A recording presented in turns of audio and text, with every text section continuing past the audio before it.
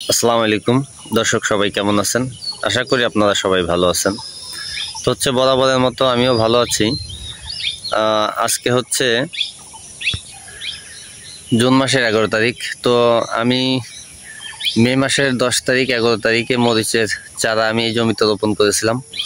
তো সর্বশেষ এই এক মাসে আমার গাছের কি পরিস্থিতি সেটা হচ্ছে আজকে আপনাদেরকে দেখানোর জন্য আমি আর কি ভিডিওটা বানানোর চেষ্টা করতেছি। তো আপনারা ভিডিওটির সঙ্গে থাকুন। তো আমার এই জমির আজকে মরিচের চারার রোপণের বয়স হচ্ছে 1 মাস। তো এই 1 মাসের মধ্যে গাছের বাস্তব চেহারাটাই আপনারা দেখতে পাচ্ছেন। তো এটা হচ্ছে যে এগ্রোওয়ান সিডের হাইব্রিড মরিচ 1+। তো মরিচটা আসলে মোটামুটি আমি গত বছরও চাষ করছিলাম। তো মরিচটা একটু সাদা রঙের কিন্তু অত্যন্ত ঝাল এবং বাজারে মোটামুটি চাহিদা আছে, তবে একেবারে যে অনেক চাহিদা সেটাও না। গত বছর নাগা ভাইয়ের চাষ করেছিলাম, তো সেক্ষেত্রে নাগা ভাইয়ের থেকে এই মরিচটা একটু ডিফারেন্ট, একটু ভিন্ন। আসলে ঝালের দিক দিয়ে দুটা একই রকম প্রায়, কিন্তু ফলনের দিক দিয়ে একটু আপনার হচ্ছে এই 1+টা বেস্ট, এবং কালারের দিক দিয়ে একটু সামান্য একটু দেখতে ভিন্ন আর কি।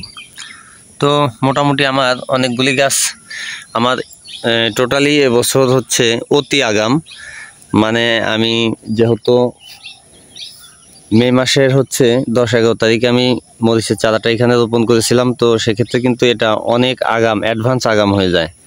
তো সেক্ষেত্রে হচ্ছে আমার এখানে বেশ কিছু গাছ নষ্ট হয়ে গেছে, কিছু গাছ মারা গেছে, কিছু গাছ এবং হচ্ছে আমার কিছু গাছে কিন্তু কুকরি লাগছে। আমার টোটালি প্লটে হচ্ছে মরিচের চারা রোপণ করা হয়েছে 1600। তার মধ্যে থেকে এখানে আমার 500 মতো গাছ এই ঘূর্ণিঝড়ের কারণে আমার 300-400 মতো মারা গেছে এবং 200 মতো গাছ আমার অলরেডি কুকরি লেগে গেছে। তো এটার কারণে হচ্ছে অতি আগাম করতে যায়, মানে হচ্ছে অতিরিক্ত লাভের আশায় এইভাবেই হয়। তো যাই হোক, তারপরও আমি আরও 15 শতক জমি প্রস্তুত করতেছি, সেটাও আবার কিছুদিনের মধ্যে হয়তো বা ঈদের পরেই আমি লাগাবো। তবে এখন পর্যন্ত গাছের চেহারা যা আছে মোটামুটি মাশাল্লাহ, গাছের চেহারা অনেকটাই সুন্দর আছে, যার কারণে আমি এখনও এখান থেকে আশা করতেছি যে আমি বেশ ভালো একটা মুনাফা এখান থেকে আমি রিটার্ন করতে পারবো। যেহেতু এটা হচ্ছে মালচিং পদ্ধতিতে এখানে মরিচ চাষ করা।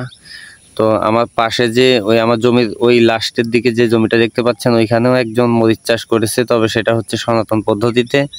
ওনার গাছের অবস্থা আরও খারাপ, তবে উনি লোকাল চারা কিনে লাগায়, কোকোপিটের এবং টেরের, হাইব্রিড কোনো চারা না।